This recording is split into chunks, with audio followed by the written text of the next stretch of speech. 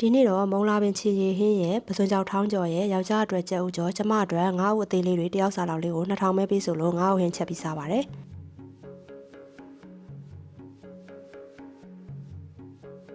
ငါးဥတွေကိုရေတခြားဆေးပြီးတော့စားဟင်းခတ်မုံစက်နွန်ငရုတ်ဆေးရောင်တင်မုံထည့်ပြီးတော့အရသာဝင်အောင်နေထားပါမယ်မုံလာပင်တွေကတဲပါတန်းလို့ရေဆေးရလွယ်အောင်လို့အပင်လိုက်ရေခဏစိမ့်တရွက်ချင်းဆေးပြီးမှပဲအရွယ်တော်လေးတွေဖြတ်ပါမယ်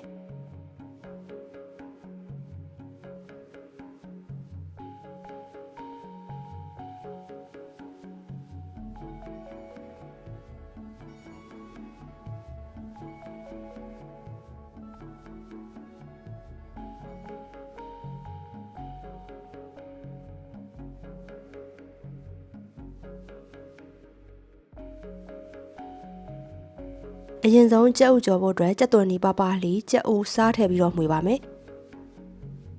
စီပူလာရင်တော့ကြက်ဥကြော်ထားပါမယ်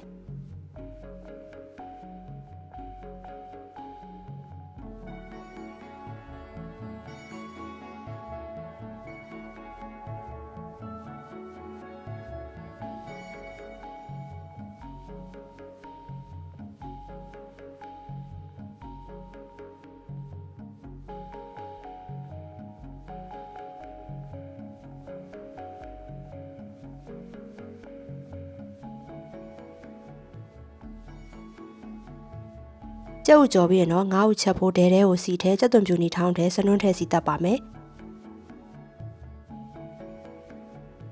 ခရမ်းညင်သီးငပိစာဟင်းခတ်မုံထည့်ပါမယ်ခရမ်းညင်သီးအီအောင်လို့ရေနဲ့ငယ်ထည့်ထားပြီးတော့ခရမ်းညင်သီးအီလာရင်တော့အနှစ်ရအောင်ဖိချေပါမယ်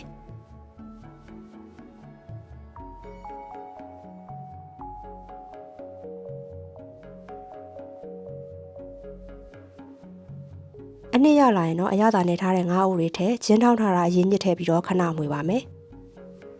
ပြီးရင်တော့ရေနှဲငယ်ထဲငရုတ်သီးစိမ့်ထဲငန်းပြားရည်နှဲငယ်ထည့်ပြီးတော့တည်ထားပါမယ်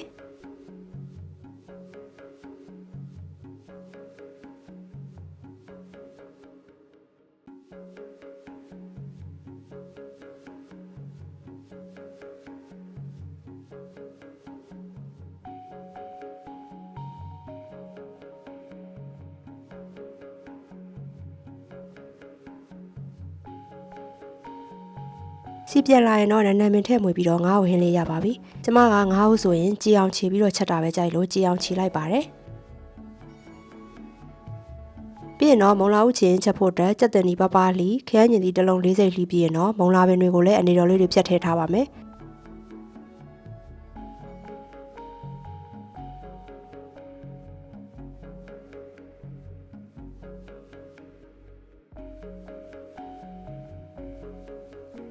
ကျက်သွန်ဖြူထောင်းငပိစားဟင်းခတ်မုံစနွန်းနဲ့ငယ်နဲ့စီးပါတဲ့ဆိုုံလေးထည့်ပြီးတော့ဟင်းအိုလုံးပေးပါမယ်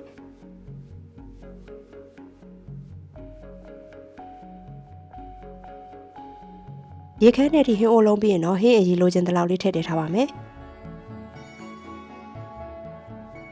ဟင်းရကြလာလို့ရှိရင်တော့မကြီးမဲ့ရထည့်ပါမယ်